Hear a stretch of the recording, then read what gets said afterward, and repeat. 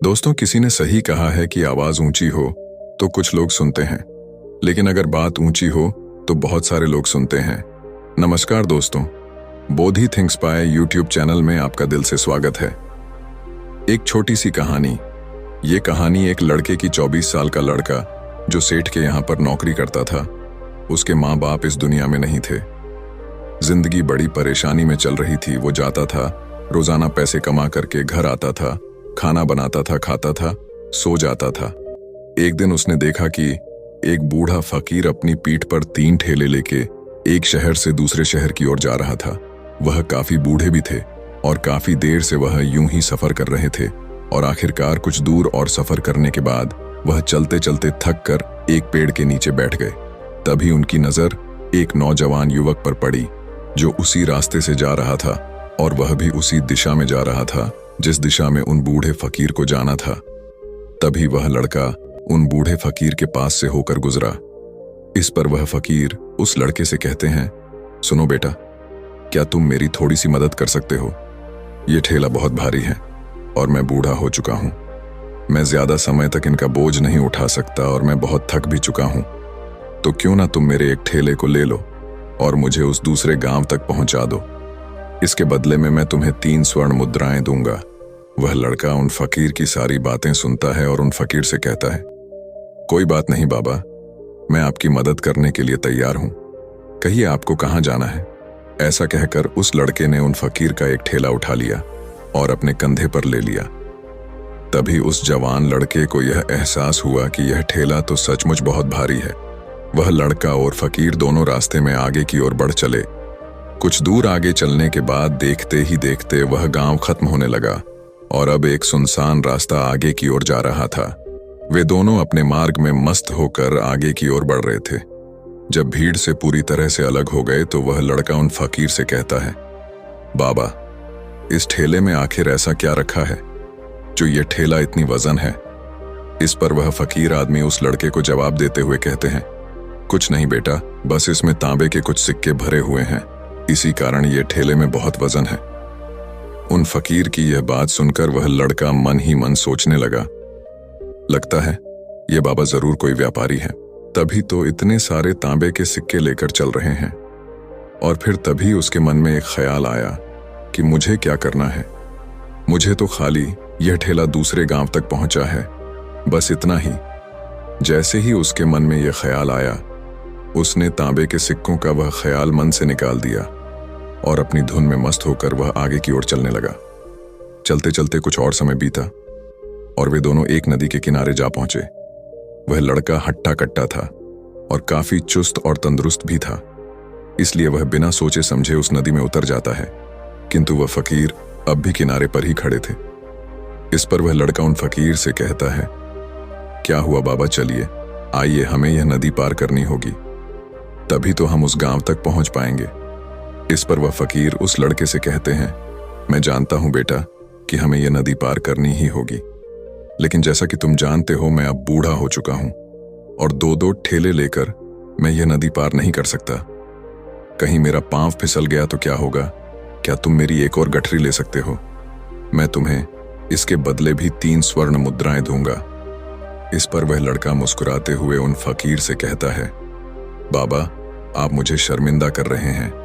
यदि आप मुझे स्वर्ण मुद्राएं ना भी दें तो भी मैं आपका कार्य अवश्य करूंगा। मैं आपको उस दूसरे गांव तक जरूर पहुंचाऊंगा। इस पर वो फकीर मुस्कुराते हुए उस लड़के से कहते हैं, बेटा, तुम तो बड़े ही भले इंसान लगते हो। इतना कहकर उन्होंने वह दूसरी गठरी भी उस लड़के को थमा दी। उस लड़के ने जब वह दूसरी गठरी अपने कंधे पर रखी तो वह गठरी भी उसे बहुत ज्यादा भारी लगी, लेकिन उसने वहां पर कुछ नहीं कहा। जैसे तैसे उन दोनों ने नदी पार की। नदी पार करने के बाद बातों बातों में ही उस लड़के ने उन फकीर से कहा, बाबा, आखिर इस दूसरी गठरी में क्या है? ये गठरी भी बहुत वजन है। इस पर वह फकीर उस लड़के को जवाब देते हुए कहते हैं, बेटा, इसमें चांदी के सिक्के हैं, इसी कारण यह गठरी भी बहुत वजन है। उन फकीर की यह सारी बातें सुनकर अब उस लड़के का दिमाग तेजी से काम करने लगा था। वह यह सोच रहा था कि एक ठेले में तांबे के सिक्के हैं और दूसरी में चांदी के। ऐसा प्रतीत होता है मानो यह फकीर बाबा कहीं दूर से आ रहे हैं और उन्होंने अपनी सारी जमीन जायदाद बेचकर ये सारे सिक्के इकट्ठे किए हैं, तभी तो वह इतना धन लेकर चल रहे हैं। लेकिन वह लड़का उन फकीर से कुछ नहीं कहता और वे दोनों चुपचाप मार्ग में आगे की ओर बढ़ते चले जाते हैं। कुछ दूर आगे बढ़ने के बाद एक बार फिर एक सुनसान राह आती है। उस सुनसान रास्ते को देखते ही उस लड़के के मन में तरह तरह के विचार उत्पन्न होने लगे। वह यह सोचने लगा, अरे यह तो सुनसान जगह है, अगर मैं यह सिक्के लेकर यहां से भाग जाऊं तो यह फकीर मुझे कब तक दौड़ाएंगे। मुझे नहीं लगता कि मुझे कभी पकड़ पाएंगे और यहां पर कोई है भी नहीं जो इनकी मदद कर पाए। और वैसे भी ये बहुत सारे सिक्के हैं, मैं इनसे एक अच्छी दुकान खरीद सकता हूं, अपना नया व्यापार शुरू कर सकता हूं। और वैसे भी ये बूढ़ा फकीर अब इन पैसों का क्या करेगा, इससे अच्छा तो मैं ही इन्हें रख लेता हूं। वह लड़का यह सब बारे में सोच ही रहा था, तभी अचानक उसे खुद पर आश्चर्य हुआ।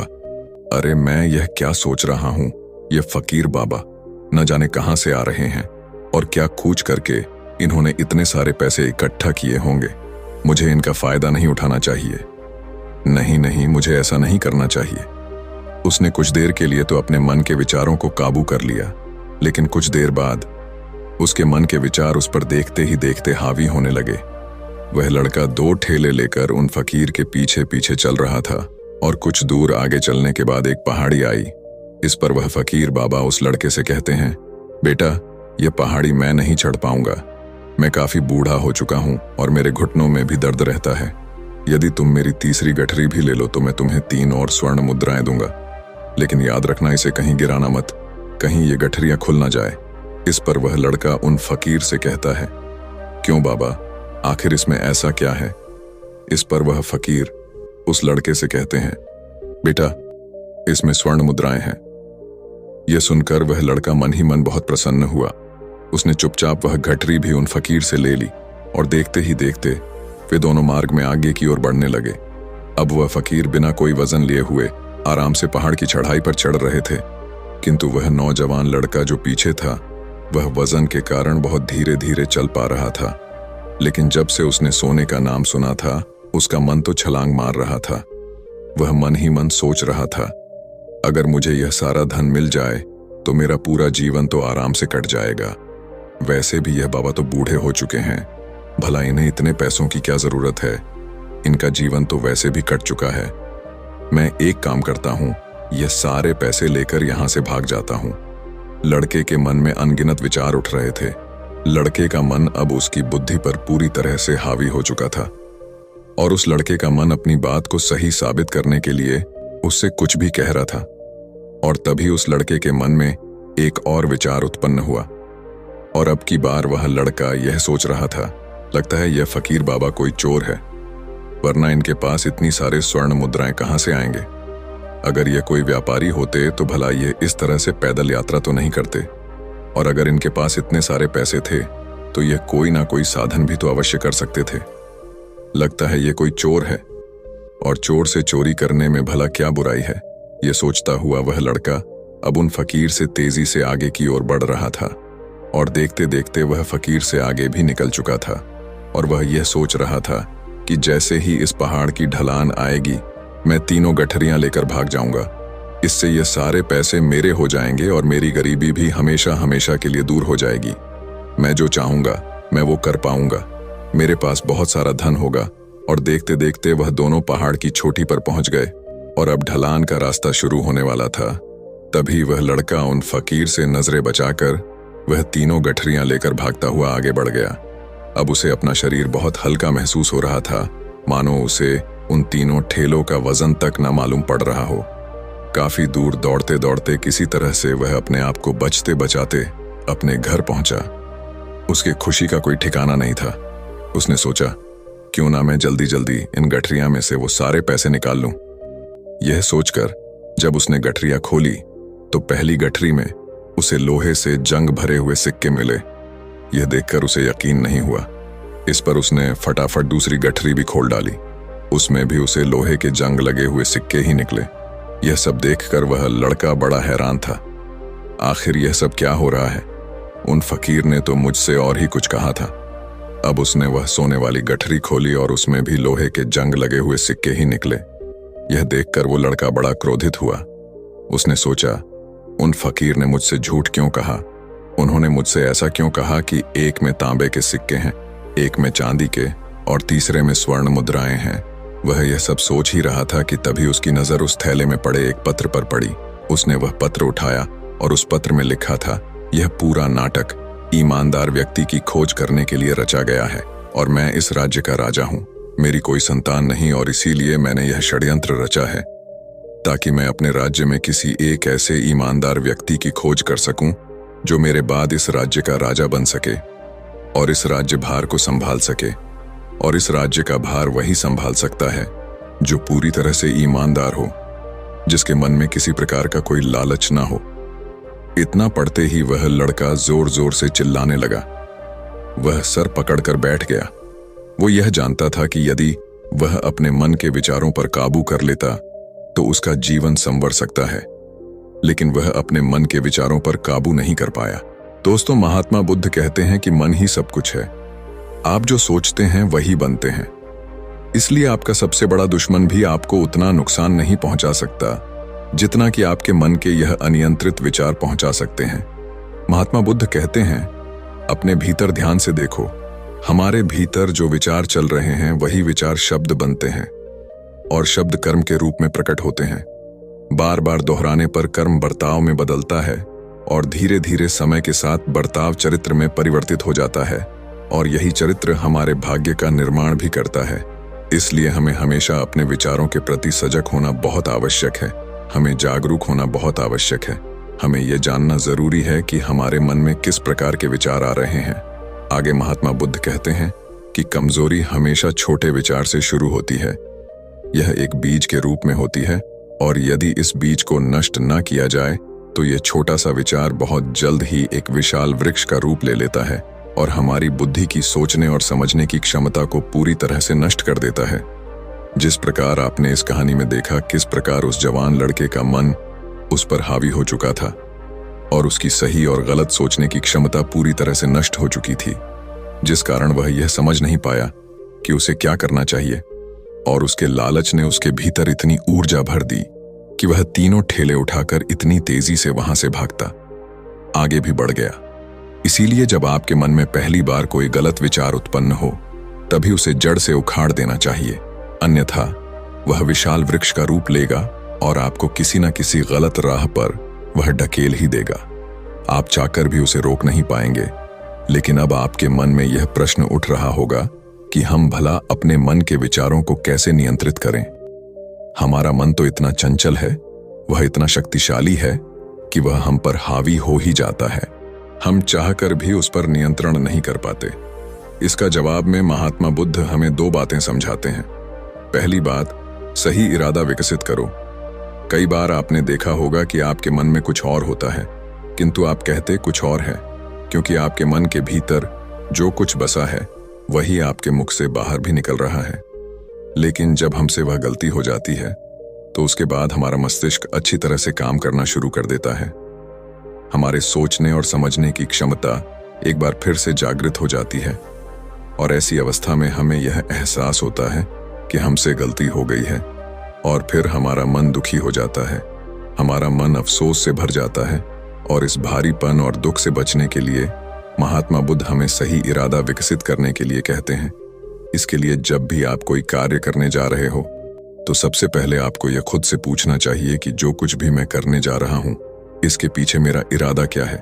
क्या मैं दूसरों को दुख पहुंचाना चाहता हूं या दूसरों को नीचा दिखाने जा रहा हूं या मुझे खुद को ऊपर उठाना है। खुद से सवाल कीजिए, खुद को जागृत कीजिए। जब आप इरादों के प्रति सचेत होने लगेंगे, जब आप विचारों के प्रति सजग होने लगेंगे, तभी आपके भीतर सकारात्मक ऊर्जा का प्रवाह होगा। तभी आप सकारात्मक इरादों से जुड़ने लगेंगे और आपके मन के भीतर बसी हुई वह नकारात्मक ऊर्जा और नकारात्मक इरादे दिन ब दिन कम होने लगेंगे। परंतु याद रहे, आपको यह हर रोज करना होगा और आपको यह हमेशा ध्यान रखना होगा कि आपको केवल अच्छा सोचना है। आपके इरादे हमेशा अच्छे होने चाहिए, तभी आप दुख और तकलीफों से बच सकते हैं। अन्यथा आप इसी तरह से दुख और तकलीफों में घिरे ही रहेंगे और आप कभी इससे निकल नहीं पाएंगे। दूसरी बात, मन के प्रति सजगता विकसित करो। जिससे आपका मन देखते देखते शांत होगा और आपके मन के भीतर बसी हुई वह नकारात्मक ऊर्जा, नकारात्मक विचार खत्म होने लगेंगे और आप शांति की ओर आगे बढ़ेंगे। और आपको इसके लिए बस इतना ही करना है कि इस पल में जो कुछ भी हो रहा है, आपकी आंखों के सामने आपके भीतर जो कुछ भी जैसा भी चल रहा है, बस उसे देखते रहना है।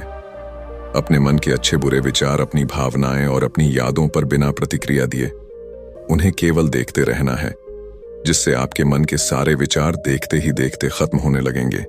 आपका मन खाली होने लगेगा और आप नकारात्मक विचारों से न सोच से बच सकते हैं और आप इन दुख और तकलीफों से भी दूर रह सकते हैं। इसीलिए महात्मा बुद्ध कहते हैं, जो स्वयं को देखता है वही सबसे बड़ा तपस्वी है। अर्थात जो अपने मन में चल रहे उन विचारों को बिना प्रतिक्रिया दिए हुए केवल देखता है और उन पर कोई भी प्रतिक्रिया नहीं करता, बस उन्हें देखता और समझता है।